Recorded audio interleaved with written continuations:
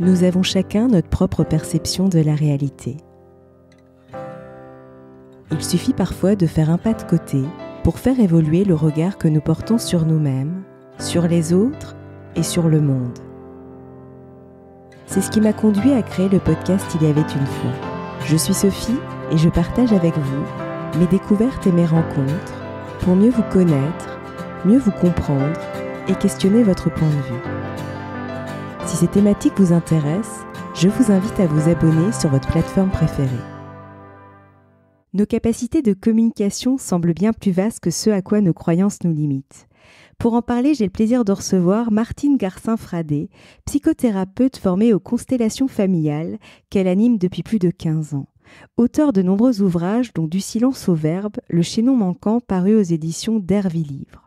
C'est une synthèse et un approfondissement de ses précédents ouvrages. L'objectif est de revenir sur l'élaboration d'une approche d'accompagnement encore méconnue et riche de promesses. Il s'agit de la communication profonde accompagnée, qui permet l'expression d'une part de nous-mêmes à laquelle nous n'avons habituellement pas ou plus accès. La communication profonde accompagnée montre l'émergence de ce potentiel que nous retrouvons progressivement aujourd'hui. Ainsi, notre réceptivité dépasserait ce qui concerne notre individualité et nous donnerait accès à un champ transpersonnel dont Carl Gustav Jung, le premier, a évoqué l'existence. Bonjour Martine, je suis vraiment ravie de vous retrouver dans ce podcast. Bonjour Sophie. Alors, la communication profonde accompagnée est une approche transpersonnelle qui associe le verbe au toucher. De quoi s'agit-il concrètement ? Alors, d'une part, lorsque je dis que la communication profonde accompagnée, ou CPA, on peut utiliser le raccourci, associe le verbe au toucher, il s'agit d'une prise de contact et d'un soutien de la main de la personne accompagnée. Sur un plan pratique, nous allons travailler avec la médiation d'un clavier d'ordinateur ou même d'un clavier en papier, qui représente les lettres. Et la personne qui accompagne, donc quand j'accompagne quelqu'un, je vais soutenir la main de la personne qui écrit, de la personne que j'accompagne. Cette personne est assise à côté de moi. Je veille à ce que les deux chaises soient bien parallèles pour pas qu'il y ait de torsion au niveau des épaules, pour qu'on soit bien aligné, que ce soit aussi bien confortable sur le plan de la posture. Et la personne, donc, je commence toujours une séance en disant, lorsque vous vous sentirez prête, vous pourrez me confier votre main. Et j'accueille, alors quand il y a handicap, ça peut être la main droite ou la main gauche, mais sinon plus généralement, j'accueille avec ma main droite la main gauche de la personne que j'accompagne. Cette personne, elle a les doigts repliés, sauf l'index. Et l'index va être prêt à taper sur les touches d'ordinateur ou à montrer les lettres s'il s'agit d'un clavier en papier. La personne qui accompagne, c'est-à-dire quand je facilite, quand j'accompagne, je vais vraiment prendre le temps de me centrer et d'écouter la main de mon partenaire. Cette écoute, c'est une écoute sensorielle, c'est-à-dire que à un moment donné, je capte une impulsion, mais c'est une impulsion subtile, qui ne vient pas du tonus musculaire. Et cette impulsion subtile, on pourrait, pour ceux qui connaissent la fasciathérapie et le mouvement sensoriel développé par Denise Bois, c'est de cet ordre-là. J'ai fait moi-même un stage de mouvement sensoriel pour faire le lien, et on est vraiment dans ce mouvement, dans ce souffle de vie, en fait. Et des mots se forment. Donc ça, c'est l'aspect vraiment pratique. Les deux paumes, la paume de la main qui accueille et la paume de la main qui va travailler, enfin qui va s'exprimer, les deux paumes sont en lien l'une avec l'autre, on est paume contre paume, et on sait qu'en médecine chinoise, la paume de la main est considérée comme une annexe du centre énergétique du cœur. Ça, c'est très important, parce que la posture spécifique à la pratique de la CPA permet un contact de paume à paume et donc un contact de cœur à cœur. Sachant qu'au départ, on va faire un petit exercice pour se centrer et je vais accompagner la personne dans ce centrage. Donc, on est dans une connexion de cœur à cœur et une expansion de conscience a lieu au cours de la séance, ce qui la rattache au champ des thérapies transpersonnelles. Alors, je ne vais pas développer, je pense que la plupart des personnes connaissent maintenant, mais des thérapies transpersonnelles, ce sont des thérapies qui vont au-delà de la personne, qui prennent en compte la dimension transcendante et aussi les mémoires familiales, en fait.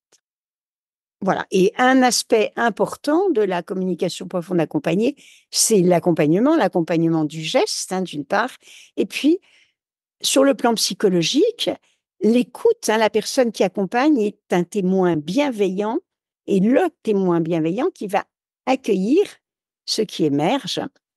Cette personne, elle ouvre un espace de sécurité, cet espace de sécurité qui avait manqué au moment où des blessures s'étaient inscrites dans la psyché de la personne accompagnée. Et dans votre ouvrage Du silence au verbe, le chaînon manquant, paru aux éditions d'Hervy, vous dites que la rencontre avec la communication facilitée, puis une formation approfondie à l'approche systémique des constellations familiales ont ensemble permis la mise en place de ce que vous nommez aujourd'hui la CPA, la communication profonde accompagnée. Pourriez-vous nous en dire un petit peu plus? Oui, alors en fait, la CPA, elle est née au confluent de 3 rencontres. La première, elle a été déterminante et c'est vrai que j'ai à cœur de nommer Pierre Veille, avec qui j'ai fait une formation et qui est peu connu et qui est le pionnier de la psychologie transpersonnelle en France, puisqu'il a soutenu à la Sorbonne en 1970 la première thèse de doctorat de psychologie transpersonnelle qui s'appelle Le Sphinx, mystère et structure de l'homme. Pour la petite histoire, c'est Anne Ancelin Schützenberger qui l'a poussé en lisant cet écrit à lui dire ça, c'est une thèse de doctorat transpersonnel. Pierre Veille a fait son chemin au Brésil parce que c'était trop compliqué de le faire en France. Le thème qui le préoccupait vraiment, c'était la paix avec soi-même comme préalable à la paix dans le monde. Son enseignement a été extrêmement important pour moi parce qu'il m'a permis d'unifier des prises de conscience qui ont jalonné mon existence et d'intégrer la transformation de mes repères. Alors, j'explique. J'ai passé 4 ans de ma vie à Singapour, 10 ans au Japon. Il y a eu vraiment une période d'adaptation, surtout au Japon, difficile et en même temps une ouverture à une autre manière de voir le monde. Il se trouve que Pierre Veille a fait le lien entre l'Orient et l'Occident. Il a passé 3 ans, je crois, avec des moines tibétains. Et il fait ce lien. Donc, il m'a vraiment permis de moi-même de trouver mon socle. Donc, on va dire que c'est lui qui m'a préparé à la mise au point de la communication profonde accompagnée. Alors, la deuxième rencontre déterminante, c'est celle des constellations systémiques, en effet. J'ai suivi une formation de 3 ans, donc une formation très approfondie. Et là, j'ai pris conscience de l'importance des transmissions familiales et surtout de la manière dont elles avaient une incidence sur nos vies, dont elles pouvaient avoir une incidence sur nos vies. Donc, petit à petit, voilà, tout ça s'est complété et c'est la rencontre avec la communication facilitée qui a été mise au point en Australie par Rosemary Crossley et qui a été enseignée en France par Anne-Marguerite Fixio. Donc, la rencontre avec la communication facilitée a été déterminante parce qu'elle m'a donné accès au médiateur qui est le clavier. J'ai associé ces 3 approches, donc en gardant comme médiateur l'utilisation du clavier qui est spécifique à la communication facilitée. Et justement, à qui s'adresse la communication profonde accompagnée? Alors, à tout le monde. En priorité, si je retourne vers la communication facilitée, là, c'est une question de loyauté, on va dire. Rosemary Crossley, puis Anne-Marguerite Fixio en France. accompagnait essentiellement des personnes en situation de handicap. Et la communication facilitée avait pour objectif de permettre à ces personnes, à des personnes privées, essentiellement privées de l'usage de la parole, de s'exprimer. Donc, c'était un moyen alternatif de communication. Enfin, c'est un moyen alternatif de communication. Donc, la communication profonde accompagnée va plus loin dans la mesure où on va prendre en compte autant des mémoires karmiques, des mémoires familiales et du concret. On peut avoir dans un même... en 5 minutes, j'ai soif et 5 minutes plus tard, la personne va parler de son arrière-grand-mère, de sa grand-mère. Mais on est alors, c'est important parce que là, on voit à quel point on est dans un champ transpersonnel. Les personnes qui ont un handicap qui limite leur expression verbale sont en général en lien avec tout ce qui les entoure. Et elles vivent, je pense que vraiment ces personnes vivent dans le champ transpersonnel. Donc, il peut s'agir d'autisme, il peut s'agir de tout handicap, mais c'est aussi une approche qui est très aidante pour les personnes qui ont fait un AVC ou pour les personnes qui sont touchées par la maladie de Alzheimer. Alors, j'ai aussi accompagné, et c'est un accompagnement très touchant, des personnes touchées par la trisomie et des personnes qui parlaient, mais qui n'avaient pas les moyens physiques, psychiques, d'exprimer toute la profondeur qui était présente. Et j'ai beaucoup aimé cet accompagnement-là parce que les personnes demandaient en général, disaient aux parents, à la sœur, selon la situation, j'ai envie de voir la dame qui me fait écrire. Donc là, on sent qu'il y a vraiment une demande et c'est l'amour, c'est essentiellement de l'amour qui est exprimé dans ce type de situation. Donc, quel que soit le handicap qui limite ou qui empêche la communication verbale, on se rend compte qu'une conscience intacte se déploie sur un plan de réalité qui est différent de celui de notre système cognitif et sensoriel. Ainsi bien qu'on va mettre notre propre système cognitif à la disposition de la personne. Alors, je vais peut-être ajouter un petit point parce que dans notre monde qui est assez, on va dire, rationnel, on parle peu d'un neurologue qui a eu un prix Nobel de médecine qui s'appelle John Eccles et qui avait, alors il a écrit des livres qui sont accessibles, hein, entre autres, comment la conscience contrôle le cerveau. Et il a mis en évidence des sortes de récepteurs dans le cerveau qui, qui seraient un peu comme des postes de radio et qui permettraient de décoder une réalité qui est sur un autre plan vibratoire. Alors, je ne suis pas une spécialiste de la physique, donc ni de la neurologie. Voilà, c'est un résumé de quelque chose de beaucoup plus complexe. Mais l'œuvre de John Eccles, c'est extrêmement intéressante pour nous parce que, et puis aussi tout le travail de Sheldrake, ce champ d'information qui est présent, nous permet de comprendre pourquoi il n'y a pas de... En fait, parfois, c'est nous qui sommes handicapés. Enfin, moi, il peut m'arriver de me sentir handicapée auprès d'une personne porteuse de handicap lié à la communication, parce qu'on se rend compte à quel point ces personnes-là ont accès à un champ de conscience extrêmement profond, mais sans doute très difficile à gérer au quotidien. Ouais, je peux imaginer. Et puis, la communication profonde accompagnée, c'est une approche psychothérapeutique qui peut être utile à tout un chacun. Il n'y a pas de limite, en fait. Et justement, quels en sont les principaux objectifs? Alors, en soi, la priorité, ce sera ce travail d'écoute. C'est un accueil, une écoute qui permet à chaque personne accompagnée de mieux se structurer et d'élargir le champ de son expérience. En fait, c'est un accompagnement qui permet une transformation progressive de la sensation de morcellement qui peut être causée par le refoulement des blessures de l'enfance. Donc là, on rejoint le travail de Jung. Moi, sur le plan théorique, pendant les formations, je me base beaucoup sur le travail de Jung. Ce morcellement qui petit à petit va donc être dissous, puisque va permettre à la personne de retrouver un sentiment d'unité.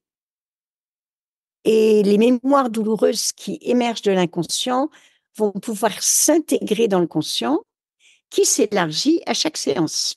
On peut vraiment imaginer. Ok, alors un exemple que donne Emmanuel Ransford, c'est le camembert, c'est-à-dire que comme si nous étions un camembert complet, c'est un symbole bon un peu particulier, mais et que nos blessures l'avaient découpé. Et petit à petit, il va retrouver sa complétude. Donc, ça, c'est vraiment un objectif essentiel, de favoriser un processus d'unification tout en permettant que la conscience s'élargisse en incluant tous les aspects de l'être, tous les aspects de la personne. Alors, si cette approche permet de telles transformations, c'est en grande partie en raison de l'alignement du thérapeute et de la personne accompagnée sur le plan de conscience du cœur. Alors, l'alignement préalable, le fait de se centrer sur le plan de conscience du cœur, de travailler dans ce contact paume de la main de l'un avec la paume de la main de l'autre, ceci nous met sur un plan de conscience unifié. Et bon, tout le monde connaît ces paroles attribuées à Einstein, mais qui sont sans doute les problèmes ne peuvent pas être résolus sur le plan de conscience sur lequel ils ont été créés. Donc, à partir du moment où on est sur le plan de conscience du cœur, on n'est plus sur le plan de conscience de la survie, qui est en général le plan sur lequel les blessures se sont inscrites, puisque c'est notre survie qui était menacée. Enfin, le sentiment que nous avions, c'était que notre survie était menacée. Donc là, on peut retrouver un sentiment d'unité et devenir observateur de nos blessures, changer complètement de regard. Et puis, il s'agit d'actualiser le potentiel de vie de la personne, tout en levant les obstacles qui empêchent son plein épanouissement. C'est-à-dire qu'on a tous un potentiel de vie qui est infini et que les coups qu'on a pu prendre ont rétréci. Et puis, en tant qu'enfant, on n'avait pas forcément la possibilité de tout exprimer. Il y a toute une croissance qui s'est faite au fil des étapes du développement.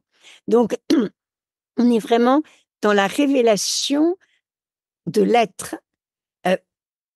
Et ça, c'est au-delà des mots, ou à travers des mots qui émergent dans la plénitude de la symbolique qui est appropriée à chacun.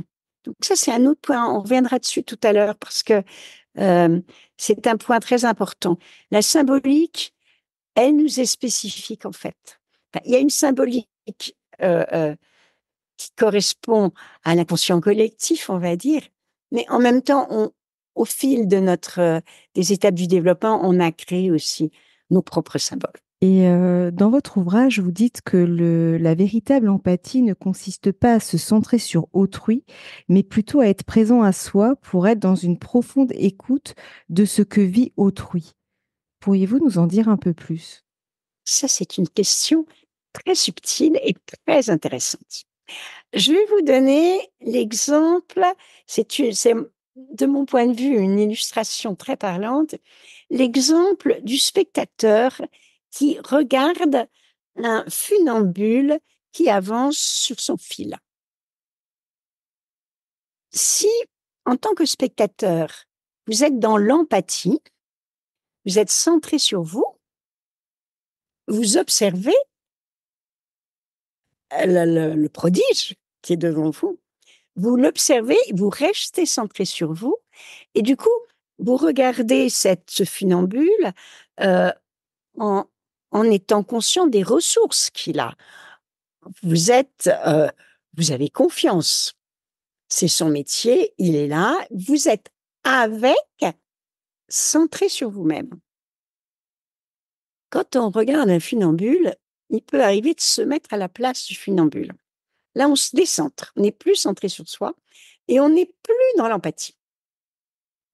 On est dans ce qu'on peut appeler la sympathie. Alors, il faut faire attention aux terminologies parce que chacun y met ses propres nuances, mais on va dire que si je me mets à la place du funambule, je me décentre et je pourrais avoir l'impression que je vais tomber. C'est-à-dire que là, je vais me focaliser sur les dangers plutôt que sur les ressources. Donc l'empathie, c'est une écoute, mais une écoute confiante. Alors je vais le ramener à notre travail. En tant que facilitatrice, je vais être centrée et présente à moi-même. Je vais pouvoir faire appel au discernement nécessaire. Et en même temps, je suis extrêmement présente à l'instant dans un état de conscience qui est semblable à ce que je peux expérimenter en méditation. Il y a ces deux. Alors, Pierre Weil parle beaucoup de ça, du fait qu'en fait, l'état transpersonnel, c'est un état qui permet d'associer l'état de conscience de veille et l'état de conscience modifié, élargi. Donc, les deux sont présents et c'est ce centrage, c'est cette empathie, en fait, qui permet cette posture. Et il s'agit d'une posture d'équilibriste parce que je suis présente à l'instant, je n'ai aucune idée de ce qui va émerger de ce que sera le mot ou les mots suivants. Je n'anticipe pas, je suis absolument libre de toute anticipation et je suis libre aussi de toute projection, bien sûr, et euh, de toute curiosité. Ça, c'est hyper important.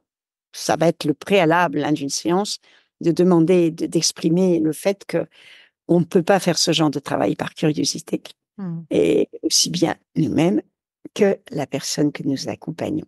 Donc c'est ça, cette empathie, c'est je suis là, je suis à l'écoute, mais je suis avec moi-même. Et dans votre ouvrage, vous dites que l'expérience vous a montré combien chaque difficulté traversée est en fait une balise qui indique une voie de réalisation. Qu'est-ce qui vous a conduit à ce constat? Alors, mon expérience, en fait, aussi bien d'abord mon expérience de vie personnelle, et puis l'expérience d'accompagnante, l'expérience de thérapeute, qui me confirme que chaque obstacle va être favorable à la croissance de la personne, à condition d'accepter, d'accueillir. C'est tout un processus, hein, ça se fait pas juste comme ça en claquant les doigts, à condition de rentrer dans le processus de transformation qui va nous permettre de faire de l'obstacle un tremplin de réalisation. Alors, on va prendre un exemple, c'est plus facile. On va prendre l'exemple d'une personne qui a vécu dans son enfance une forte blessure d'abandon. Alors, il faut savoir que un enfant, euh, un enfant qui est né prématurément et qui est placé en couveuse peut-être seulement quelques jours. Aujourd'hui, on est très vigilant en proposant un vêtement qui a l'odeur de la maman, etc. Donc, je pense que ça se passe beaucoup mieux qu'autrefois. Mais pour cet enfant, 3 jours, c'est une éternité. Et il va vivre une blessure d'abandon qui est subjective. Objectivement, on dira, oh, c'était pas si grave. Mais subjectivement, donc c'est un exemple de blessure d'abandon. Avec une souffrance qui va provoquer la peur de l'abandon. Et cette peur, c'est un obstacle qui freine la personne dans son avancée. Et puis, cette peur, elle va induire d'autres situations qui seront, elles aussi, vécues comme un abandon. Hein, il peut s'agir de rupture sentimentale, il peut s'agir, c'est mon cas, je peux en parler. J'avais cette blessure d'abandon et un mari qui était tout le temps en voyage, mais tout le temps. Et puis pas des petits voyages. Euh, et le jour où j'ai réalisé, où j'ai compris euh, qu'en fait, ces voyages ne faisaient que raviver une souffrance de l'enfance, c'est extraordinaire. Il a plus de voyage il a changé de poste, il a plus voyagé. Donc, on voit que et moi, du coup, j'ai pu. Alors, ça qui est extrêmement important au niveau de l'abandon, par exemple, hein, c'est que la remise en cause va permettre de profiter pleinement du temps passé avec soi-même. La personne qui a peur de l'abandon, finalement, ne sait pas, ou en tout cas, elle a des difficultés à rester seule, à prendre du temps juste pour elle. Une fois que l'obstacle est franchi, la balise est là, c'est-à-dire je sais de quoi il s'agit, et je vais apprécier des moments où je fais des choses qui me plaisent à moi spécifiquement, et, euh, et ça va participer à la croissance. Donc, voilà, ça c'est un des exemples. Et du coup, le chemin est balisé par la prise de conscience de la richesse qui se cache derrière l'obstacle. Parce que derrière l'obstacle, il y a, si on prend l'abandon comme exemple, je pense qu'il est assez répandu, euh, derrière l'obstacle, il y a tout ce que je peux faire, toute la créativité, toute la richesse que je n'ose pas développer tant qu'une peur m'habite, ou que je n'ose pas faire aboutir. Donc donc voilà un des exemples. J'ai largement développé ce thème dans le livre Les voies de la main, faire de ses blessures le tremplin de sa réalisation. Mmh. Et là, on voit que lorsque les difficultés et les épreuves sont revisitées en conscience, elles se transforment en un tremplin qui est favorable à l'expression des potentiels dont nous sommes porteurs. Et chaque obstacle va participer à notre croissance. Et le chemin de la blessure va devenir chemin de conscience. Et parce que nous avons balisé le sentier qui conduit au-delà de la douleur, nous devenons experts dans l'art de manifester le potentiel symétrique de la blessure initiale. Alors, j'avais pris l'abandon comme exemple, je le trouve très intéressant parce que l'abandon transcendé va devenir aptitude à s'abandonner. On n'a plus besoin de contrôler. Aptitude à s'abandonner, à s'adapter avec souplesse aux imprévus de la vie. Et en quoi le mot juste est-il important dans le travail de communication profonde accompagnée? Alors, je vais peut-être commencer par me référer à Françoise Dolto, parce que Françoise Dolto a vraiment été la pionnière dans ce domaine, dans la mesure où elle était capable, quand elle accueillait des enfants en situation d'autisme ou de psychose, elle était capable, en 3 mots, de dire exactement ce que cet enfant aurait dit ou ce qu'il avait besoin de dire et besoin d'entendre. Il y a cet alignement, cette intuition qui permet qu'arrive le mot approprié qui fait que la personne se sent devenir sujet. Je crois que c'est ça tout le travail de Françoise Dolto, mais je ne sais pas ce qu'elle penserait de la communication profonde accompagnée. D'une certaine manière, on est sans doute dans le même espace, mais bon, je reste voilà, respectueuse de son travail à elle. En tout cas, son objectif, c'était que la personne devienne sujet. Et c'est aussi, j'en ai pas parlé tout à l'heure, mais c'est un objectif extrêmement important au niveau de la communication profonde accompagnée et en particulier au niveau de l'accompagnement du handicap, de permettre à la personne d'être sujet, de faire des choix, d'être sujet de sa vie. Alors, le mot juste, il arrive à chaque instant. Parfois, j'ai l'impression qu'il y a une pelote de laine au-dessus de ma tête Et puis, il y a un fil qui se tire. Et ça ne peut être que ce fil-là à ce moment-là. À un autre moment, ce serait autre chose. Je travaille toujours en commençant par demander un mot-clé. Et là, je vais vous donner un exemple du mot juste parce que c'est un exemple que je trouve très beau.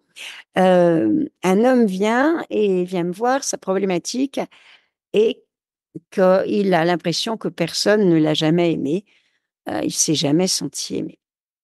Le mot-clé qui émerge, c'est sureau. Et au moment où le mot sureau s'écrit, moi, je me demande, je me dis sureau, oui, c'est quoi? C'est un arbre, un fruit? Je n'étais pas très, très sûre. Et puis, un petit peu plus loin, s'écrit l'homme au sureau m'a aimé. Et là, je regarde cette personne qui a les larmes aux yeux et qui me dit: «Ah oui, mon grand-père qui faisait de la confiture de sureau. Il était tellement bon avec moi». Donc pour cet homme, le sureau, c'était symbole d'amour et dès le début de la séance, ce dont il avait besoin, c'est-à-dire le retrouver ce sentiment d'amour qu'il avait connu enfant, retrouver l'amour reçu quand il était enfant, ça s'est exprimé par le mot sureau. Donc c'était vraiment le mot juste pour lui. Mmh. C'est son symbole à lui. Donc c'est là où on voit que ce qui émerge est de l'ordre du symbole et ce symbole est bien souvent impossible à décoder pour la personne qui accompagne. C'est la personne elle-même qui va pouvoir décoder. Moi, je vais demander, mais comment, de manière à ce que la question soit ouverte, je vais demander comment ça vous parle et c'est la personne elle-même qui va trouver. Dans certains cas, euh, s'il s'agit par exemple de mythologie, moi j'adore la mythologie, euh, il se peut que quelque chose émerge qui vient de mon propre logiciel, on va dire. Et là, je vais juste accompagner en demandant si ça parle à cette personne de le voir de cette manière-là plutôt que d'une autre manière. Mais c'est plutôt symbolique. Donc le mot juste, oui, il est très important. Et c'est pour ça que le travail avec l'accompagnement du geste permet quelque chose de très affiné. Ce n'est pas la quantité qui compte, c'est la qualité des mots qui émergent. Et quel serait votre mot de la fin pour clôturer notre échange? Alors, je vais peut-être rebondir sur ce qu'on vient de voir, sur le fait que le mot qui émerge en communication profonde a une valeur de symbole. Le verbe est transformateur et la justesse du mot vient participer à la métamorphose qui s'opère dans la psyché de la personne que nous accompagnons. Je parle de symbole parce que cela nous renvoie aussi à l'éthique. Ce qui émerge en communication profonde a une valeur symbolique, peut exprimer un ressenti. Et même si des validations importantes, la validation c'est « Ah ben oui, c'est bien ça qui s'est passé quand j'étais enfant », ce qui s'écrit, émerge, le travail, le texte qui émerge en communication profonde accompagnée ne peut pas être considéré comme informatif. Un texte écrit en CPA n'a pas valeur de vérité historique ni de témoignage. J'insiste beaucoup là-dessus aussi dans mes formations parce que, en particulier au niveau du handicap, il faut être très prudent. Heu, Ce qui se vit est subjectif et il faudrait pas que ce qui émerge dans un texte vienne semer la discorde. Au contraire, le texte, s'il est fait pour harmoniser, aussi bien pour harmoniser au sein d'une équipe éducative en institution, sachant que les textes restent privés, hein, donc ça, c'est très important. J'insiste d'autant plus là-dessus que que les personnes communicantes ont un tas d'outils à leur disposition, heu, pour avancer, heu, sur leur chemin de vie. les personnes privées de l'usage de la parole ont très peu d'outils à leur disposition et je ressens une responsabilité vis-à-vis de ces personnes de garder, voilà, de préserver en fait l'éthique au service des personnes privées de l'usage de la parole. Alors, un autre point important, c'est que les écrits sont l'expression d'un instant présent unique, qui est celui de la séance. Il s'agit d'une posture, d'un accueil. On pourrait parler de compagnonnage. Et l'écoute est l'aspect essentiel de la communication profonde accompagnée. C'est cette écoute qui va permettre à la personne de se relier à son être profond, grâce bien sûr aux mots qui émergent et à ce qui se passe en elle. Donc, c'est une approche qui pose question et qui donne aussi un formidable espoir qui participe au sens de la vie de chacun. Un très, très grand merci en tout cas pour notre échange. C'était vraiment, vraiment passionnant. Et en tout cas, j'encourage les auditeurs qui veulent en savoir plus à découvrir vos 2 ouvrages. Du silence au verbe, le chaînon manquant, qui est une sorte de synthèse, c'est ça. Et le précédent qui était Les voix de la main, parus tous les 2 aux éditions d'Hervy, qui sont vraiment très intéressants. Et en tout cas, il y aura le lien sous ce podcast. Un grand, grand merci encore, Martine, pour notre échange. Et merci beaucoup. Merci Sophie pour la subtilité aussi de vos questions et la qualité de votre travail. Merci.